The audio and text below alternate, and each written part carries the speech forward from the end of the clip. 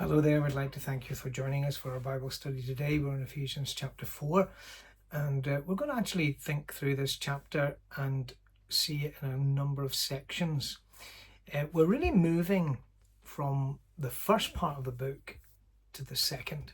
So the first three chapters is often been described as being doctrinal, and chapters 4, 5 and 6 described as being practical. I'm not sure if it's as clear cut as that, in the sense that often what we think is doctrinal has a very practical impact upon our lives as believers. But we are moving into a more practical section of the book in many ways. I guess the key word or the key idea in the first half of Ephesians is the idea of wealth. And the key word and idea in the second part, 4, 5 and 6, is walk. Now let me just demonstrate that to you. Ephesians 4 verse 1, I therefore the prisoner of the Lord beseech you that you walk worthy of the vocation wherewith you are called.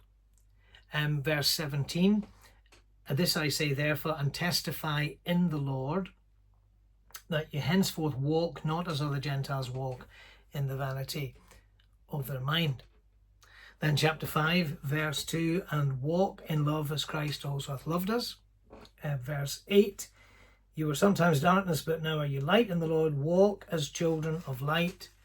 And then again verse 15, see that you walk circumspectly. And as you read through those three chapters, it becomes evident that the truth that as brought before us by the Apostle Paul about the church and about the church being a building and a body, and it's growing, and it's going to one day be the place where Christ dwells amongst his people, though locally he does dwell amongst his people in local churches, local assemblies. Today, at the end of chapter 2, says that the church is the habitation of God through the Spirit, and we're indwelt by the Holy Spirit as individual believers today.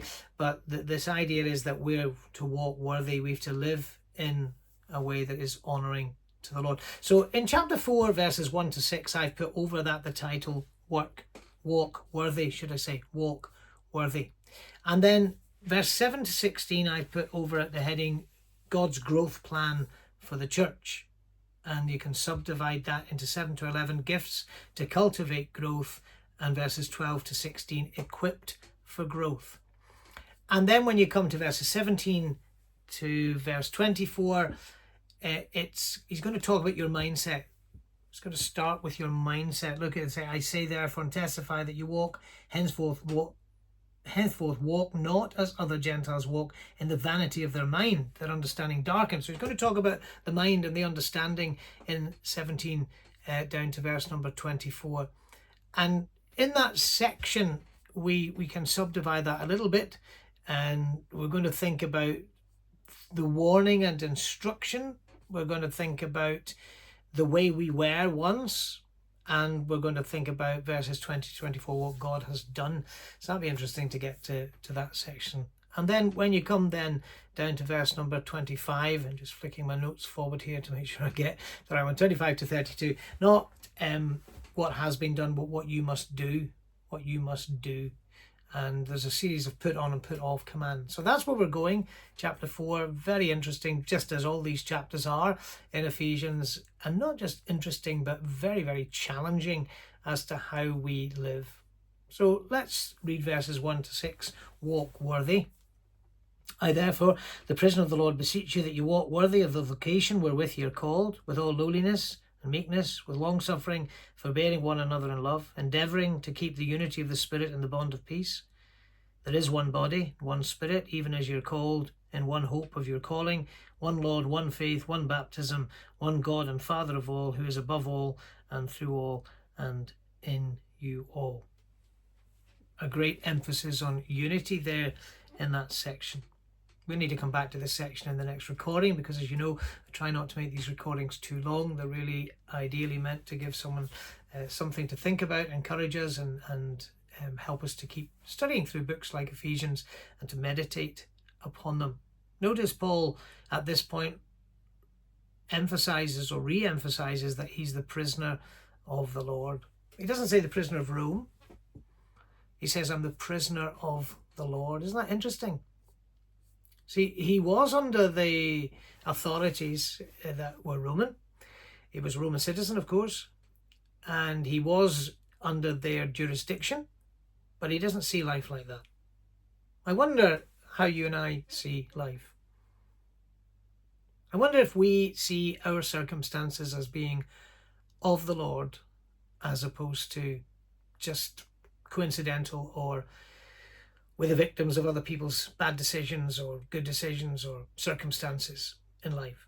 Paul says, I'm the prisoner of the Lord. And I think the emphasis is, if I'm the prisoner of the Lord and God has put me in these circumstances and God is asking me to live for his honor and glory and pleasure in these circumstances, I beseech you. And that is that word that, as you maybe have heard many times, it's the same word for Paraclete, the Holy Spirit. It's almost like Paul is saying, I'm asking you to come alongside me. I want you to come and stand where I stand. And I want you to walk worthy of the vocation wherewith you are called. That's what we have to do as believers. We have to live our lives worthy of our calling. And that is rich, isn't it? And I don't mean that in a sarcastic sense. It's rich when you think that Paul was called to be a prisoner of Jesus Christ. And he's appealing to Christians to walk their lives with the dignity that their condition, situation, and circumstances demand. And he's saying to them, I'm a prisoner of the Lord, but I'm exhorting you to walk, live, behave, put into practice this ideal. Live up to what God has called you to. And if you're a prisoner, be a prisoner of the Lord. If you're a servant, be a servant of the Lord. If you're a mother, be a mother for the Lord.